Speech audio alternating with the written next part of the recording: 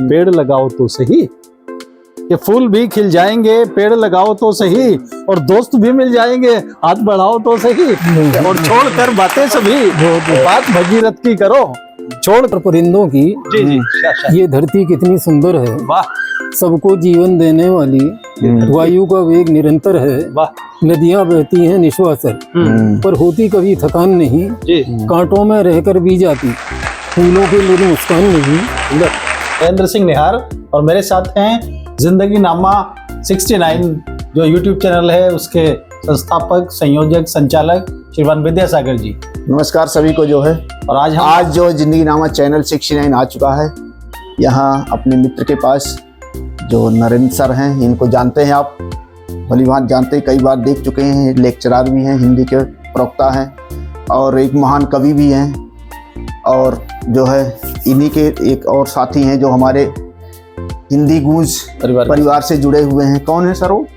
उनका नाम है श्रीमान मुमताज सादिक सर, जो हिंदी की गूंज के वरिष्ठ संरक्षक हैं, देश के ख्यातिलब्ध कवि, कहानीकार, लेखक, विचारक, समीक्षक, और एक और परिचय है विद्यासागर जी उनका। अच्छा, बहुत बड़े पर्यावरण प्रेमी। अच्छा, पर्यावरण प्रेमी। हाँ, तो उनके आज जो आए हम इसीलिए आए हैं कि जो पर्यावरण के प्रति उनका लगाव है, उनका जो पर्यावरण का जादू है, उसे आज हम आपको दिखाएंगे, रूबरू कराएंगे उसके साथ, क्योंकि हम तो अनेक बार श्रीमान सादिक सर के घर आते रहते हैं, उनसे बातचीत करते हैं और आनंद लेते हैं उनकी फुलवारी का, उनके जो गार्डन है, रूफ गार्डन है, उसका हम आनंद लेते हैं, टेरिस गार्डन। अच्छा, हम बात करते हैं सर कि गांव में बड़े बड़े पेड़ होते थे पहले जो है, और जो खत्म हो गए तो ऑक्सीजन कम हो गई, लेकिन ये जो होते थे ना, हम ऐसे गली में 10 लोग लगा ले तो उसी बराबर हो जाएगा फिर। जो आज हम आपको एक 38 साल पुराना बरगद का पेड़ भी दिखाएं। अच्छा, 38 साल पुराना, जो मुमताज सादिक सर ने अपने एक गमले में लगाया हुआ है। अच्छा, बोनसाई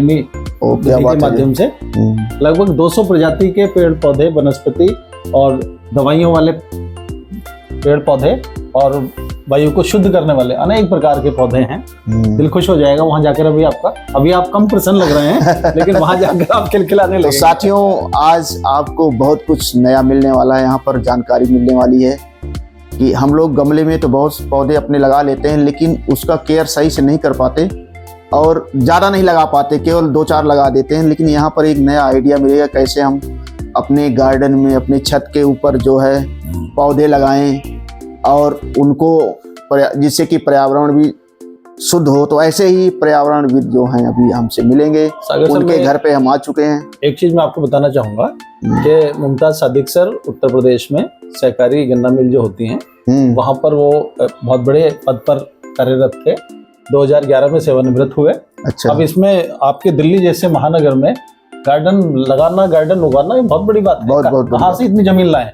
तो सादिक सर ने अपनी छत को ही अपना खेत बना डाला और वहां इतने सारे पेड़ पौधे और तरह तरह के। और एक चीज और देखेंगे कि जो प्लास्टिक वेस्ट है ना, उसको किस तरह से इन्होंने बेस्ट बना के सजाया हुआ है अपनी छत पर। अच्छा, जो घर का बेस्ट प्लास्टिक का होता है, जो बोतलों को, कंट्रियों को, पीपों को काटकर जो गमले बनाए हैं ना, वो देखने लायक है, बहुत शानदार चीज। तो दोस्तों, अभी तक हम प्रदर्शनी में या कई जगह देखते थे जो है कि वेस्टेज ऑफ लैंड जो बना हुआ पार्क वगैरह वहाँ पे है, लेकिन आज आप साक्षात देखेंगे कि जिन्होंने बनाया है खुद ही अपने घर पे बोतलों से है, जो वेस्ट प्लास्टिक है और भी चीजें उनसे बनाया, उनसे रूबरू होंगे जो है।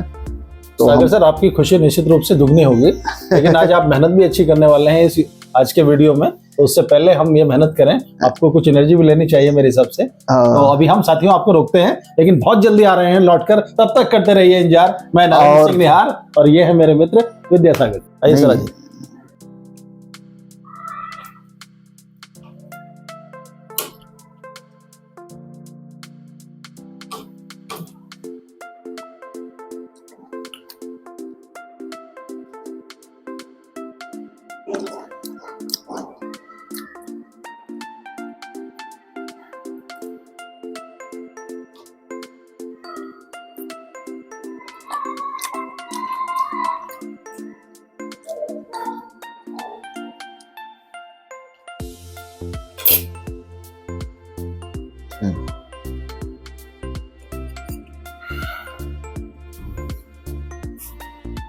सभी को जो है, हम यहाँ पर मुमताज सादिक सर के घर पे आ चुके हैं।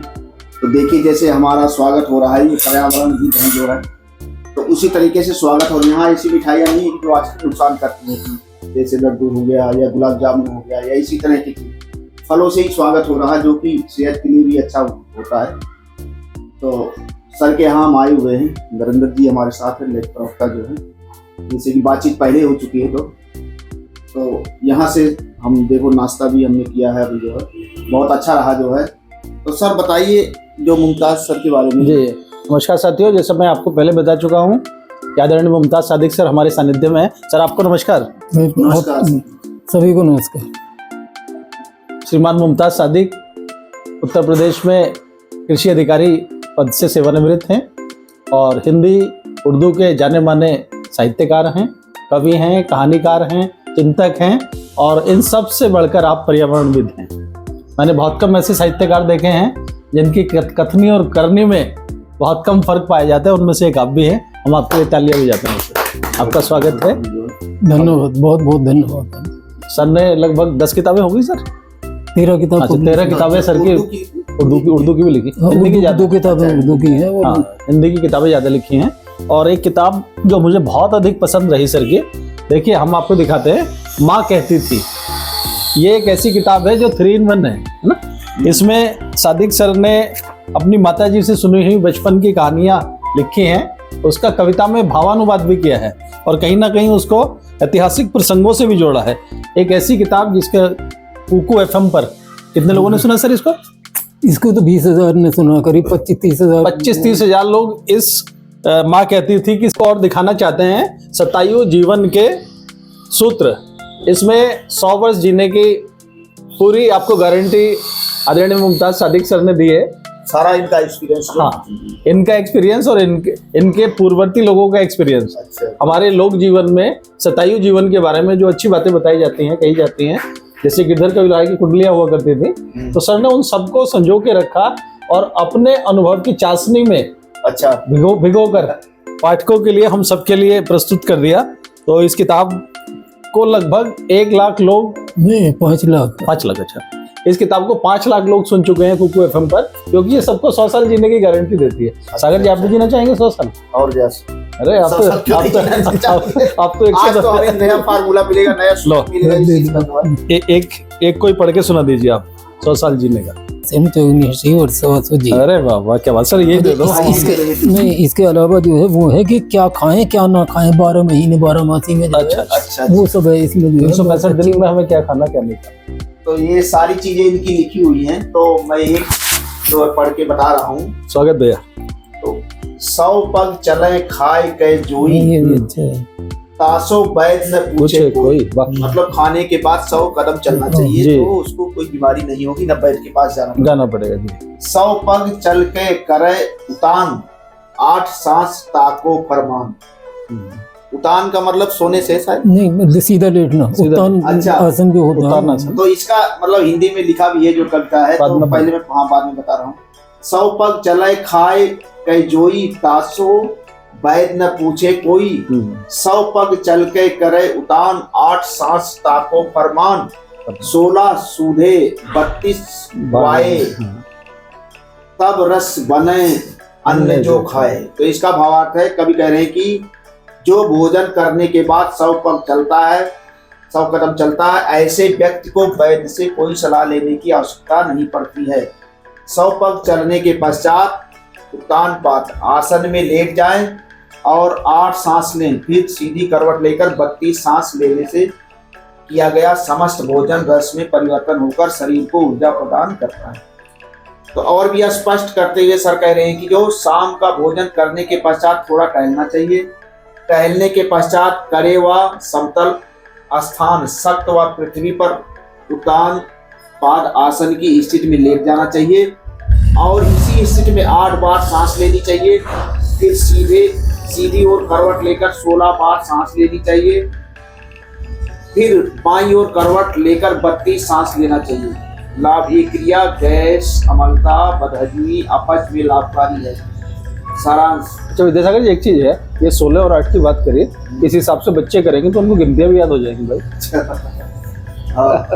सायंकालीन भोजन के बाद घूमने के बाद तान स्थिति में लेटकर 8 सांस, सीधी करवट लेकर 16 सांस, उल्टी करवट 32 सांस लेनी चाहिए, इससे शरीर स्वस्थ रहता है।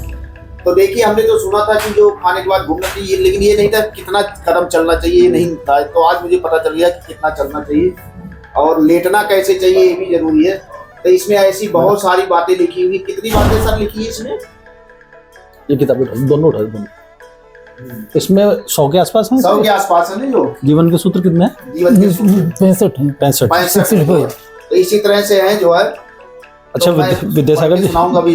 विद्यासागर जी, आपको इतना लजीज नाश्ता सर ने कराया, पर्यावरण की दृष्टि से बड़ा शुद्ध नाश्ता कराया। पर्यावरण का दर्शन यहीं पे हो गया। आज हम सर का बहुत सारा समय भी लेने वाले हैं, तो हमें सर को कुछ देना भी चाहिए नहीं। तो एक किताब मैं सर को भेंट करता हूँ और एक आप अपनी तरफ से सर को भेंट कीजिएगा। सर, ये पुस्तक आपको बैठे बैठे ले लो, फोटो भी ले लो। अगर ये आप भी सर को भेंट तो कर- ये खाली चम्मच लौकता है। ये चम्मच हम खाली इसलिए दे रहे हैं क्योंकि नाश्ता यहाँ है। हाँ, तो सर को मैं भेंट कर रहा हूँ, आप भी हाथ लगा दीजिए।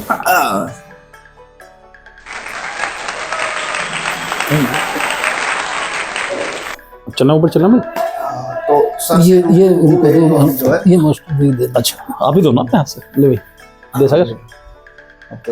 अब देखिए 100 साल जिएंगे आप। 100 साल आप इधर आओ। ये सूत्र है इधर आओ। और मैं इसको हर रोज बताऊंगा भी आपको जो है। इसमें वीडियो में सभी के जो सूत्र हैं जीने के, जो कि इनका अपना अनुभव भी है इसमें, सारा कुछ जो सारा है, तो बहुत काम आएगा हमारे जो है। तो ये सब मुझे दे रहे हैं, तो मैं इनको इस जो अभी पेड़ जी, आप